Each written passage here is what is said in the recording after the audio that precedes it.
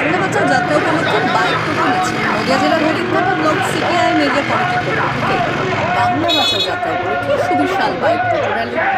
এই র্যালিতে 100-এরও বেশি বাইক এবং অটো টোটো সামিল হয়েছিল। এই বাংলা বাঁচাও যাত্রা র্যালি শুরু হয়েছিল বিরোধী বাজার থেকে নিমতলা বাজার পর্যন্ত। এই র্যালিতে সকলের মুখে স্লোগান ছিল স্কুল বাঁচাও, শিক্ষা বাঁচাও, 100 দিনের কাজ বাঁচাও, লুটের হাত থেকে আবাস বাঁচাও, ফসলের দামের ন্যায্য মূল্য বৃদ্ধি এবং কর্মসংস্থান, শিক্ষিত যুবক যুবতীর চাকরি, একাধিক দাবি দাওয়া নিয়ে এই বাংলা বাঁচাও যাত্রা ইতিমধ্যেই শুরু হয়েছে সারা রাজ্যব্যাপী। চলুন শুনে নেব হরিণঘাটা এরিয়া কমিটির সম্পাদক স্বপন সরকারকে জানালেন।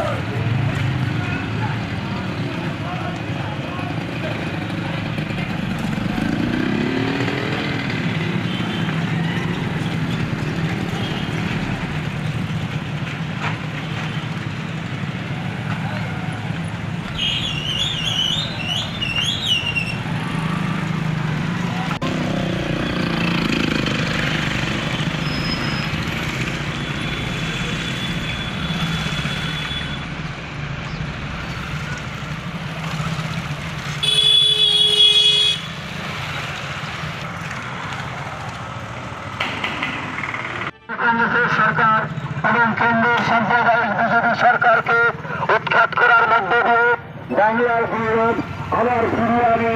বাংলার বেকার যুবকের কাজে দাবিতে সামনে রেখে বাংলার অসংখ্য অগণিত যোগ্য চাকরি যারা রাস্তায় বসে আছে তাদের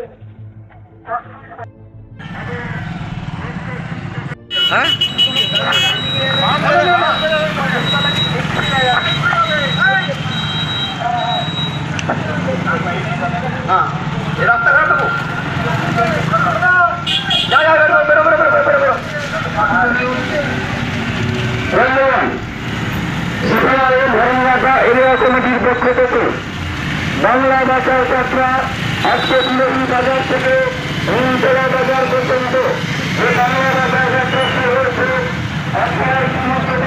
গরিব মানুষের যে বাঁচার লড়াই, সেই বাঁচার লড়াইয়ের কাজে আমরা সামিল হয়েছি।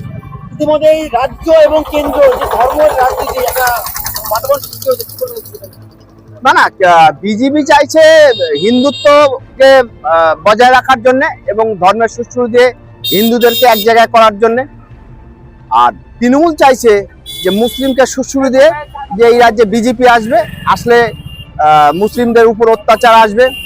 এই যে মেরুকরণ, আমরা এই মেরুকরণের বিরুদ্ধে। ধর্ম যার যার, আমরা ধর্ম নিয়ে কোনো রাজনীতি করতে চাই না।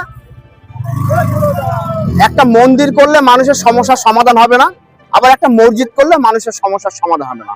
আমরা চাইছি মসজিদ এবং মন্দির সবই হোক, কিন্তু মানুষের যে রুজি রোজগারের ব্যাপার সেটা যেন বজায় থাকে।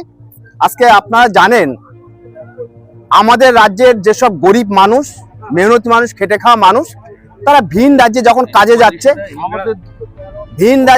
যাচ্ছে বাংলা ভাষী মানুষকে বাংলাদেশি তকমা দিয়ে তাদেরকে জেলে ভরছে। তাহলে আমাদের রাজ্যে কাজ নেই, কারখানা বন্ধ, সিঙ্গুরে কারখানা হতে দিল না। তাহলে এই রাজ্য থেকে যখন অন্য রাজ্যে যাচ্ছে কাজে, সেখানে যে বাংলা ভাষী যারা তাদেরকে বাংলাদেশি তকমা দিয়ে তাদেরকে জেলে ভরবে, আর আমরা এখানে চোখে দেখবো, আমরা এর বিরুদ্ধে, আমরা তার প্রতিবাদে আমরা রাস্তায় নেমেছি। শিক্ষক শিক্ষিকারা রাস্তায় এবং চাকরি দাবি একাধিকবার আন্দোলন, আপনারা সবসময় এদের পাশেই ছিলেন। এখনো আছি, তখনও ছিলাম এবং এখনো আছি।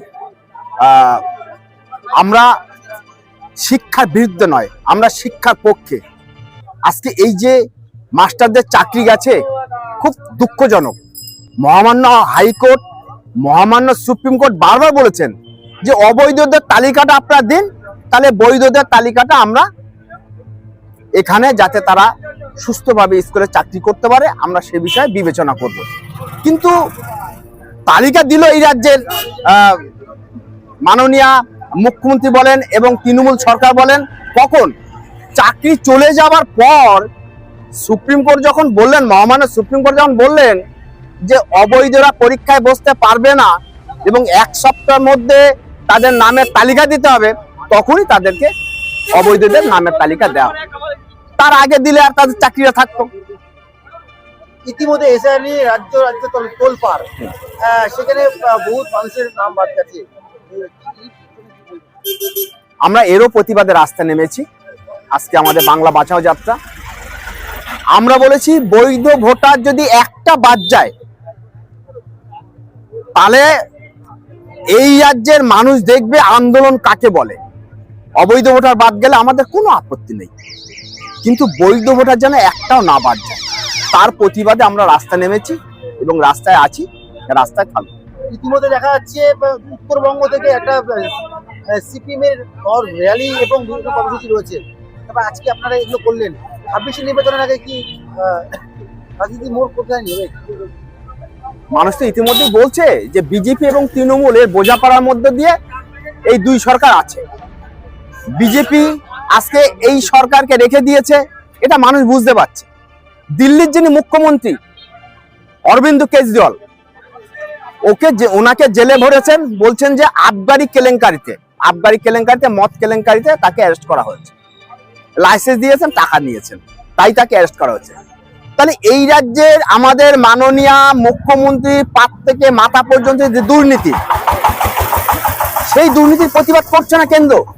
সিবিআই বলেন, ইডি বলেন, দুর্নীতির প্রতিবাদ তো দূরের কথা, আরো ঘুর পথে এই মহামান্য এই ঘুর পথে এই রাজ্যের মাননীয়াকে সহযোগিতা করছেন।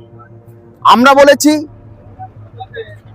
যে গরিব মানুষ, যারা খেটে খাওয়া মানুষ, সারদা নারদা রোজভ্যালিতে যে টাকাগুলো রেখেছিল তৃণমূলের নেতারা ভাগযোগ করে খেয়েছে, সেই গরিব মানুষের টাকা ফেরত দিতে হবে এবং আমরা তার বিরুদ্ধে আমরা আজকে রাস্তা নেমেছি। আপনারা তো বারংবার দাবি রেখেছিলেন যে একই বিনতে ফোটা দুটি ফুল,